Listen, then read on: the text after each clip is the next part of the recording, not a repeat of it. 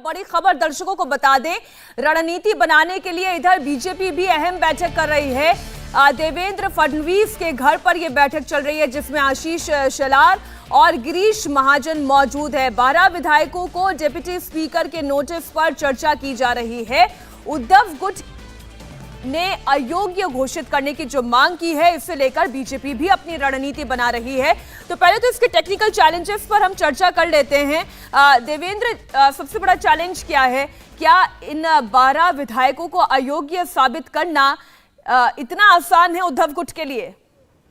निश्चित तौर पर नहीं है। इसके पीछे दो वजह है। पहली बात तो ये कि जैसे सबूत के तौर पे आप देखें, डॉक्यूमेंटेशन की ज़रूरत होती है। जो एंटी डिफेक्शन लॉ की जो कानून है वो ये कहता है कि किसी पार्टी या कोई विधायक दूसरे के खिलाफ प्रस्ताव ये दे सकता है कि इन्होंने पार्टी की विरोधी गतिविधि में हिस्सा लिया, इसलिए इनकी सदस्यता जानी चाहिए। उसके साथ साथ कुछ डॉक्यूमेंटेशन भी होना चाहिए जो कि उसको सब्सटेंशिएट करे। और उसके बाद की प्रक्रिया ये रहती है कि जैसे मौजूदा केस में, क्योंकि वहाँ पर विधानसभा अध्यक्ष नहीं है, तो ऐसे में उपाध्यक्ष उस संबंधित विधायक को नोटिस भेजेंगे, कम से कम 1 सप्ताह या फिर इसके अलावा जितना समय वो उचित समझें, उतने दिनों के भीतर उस विधायक से उन्हें उसका जवाब चाहिए होगा। मौजूदा केस में आप देखें तो शिवसेना के जो विधायक हैं, पार्टी विरोधी लाइन पे वो अभी तक जाते हुए दिख नहीं रहे, कम से कम सबूत नहीं दे रहे वो इस बात का।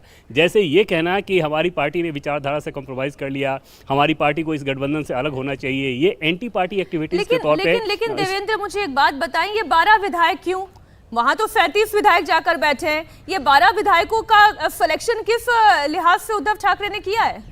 इसमें दो वजह है मीनाक्षी। पहली बात तो ये है कि इन 12 के बारे में उनको बखूबी मालूम है कि ये एकनाथ शिंदे के ही व्यक्ति हैं और ये उनके साथ नहीं आना चाहेंगे। इन सबका टिकट भी एकनाथ शिंदे ने दिलवाया था, तो उस लिहाज से उनको मालूम है। दूसरी चीज़ कि इन विधायकों के ऊपर कार्रवाई का भय दिखाकर बाकी विधायकों को दबाव में लाएंगे। जैसे बहुत सारे विधायक ऐसे होते हैं जो कि आइदर वे फेंस सिटर होते हैं। आपने देखा कि पहले दिन ही वो सब नहीं चले गए थे, बल्कि धीरे धीरे जा रहे हैं, धीरे धीरे उनका मूड बन रहा है। तो जिस प्रकार से मूड बन रहा था उस प्रकार से मूड वापस भी आ सकता है। और यही शिवसेना को उम्मीद है कि एक बार जब वो गुवाहाटी से मुंबई आएंगे तो बहुत सारे विधायकों को शायद वो मनाने में सफल हो जाएं, और जिसका नतीजा है कि सिर्फ 12 का आंकड़ा।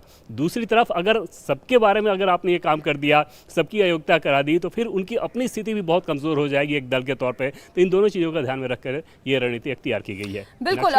इधर बीजेपी की रणनीति क्या है, इस पर पवन नारा आप भी थोड़ी सी जानकारी दे दें।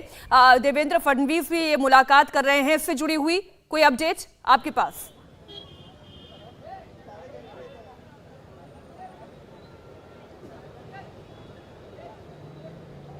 पवन,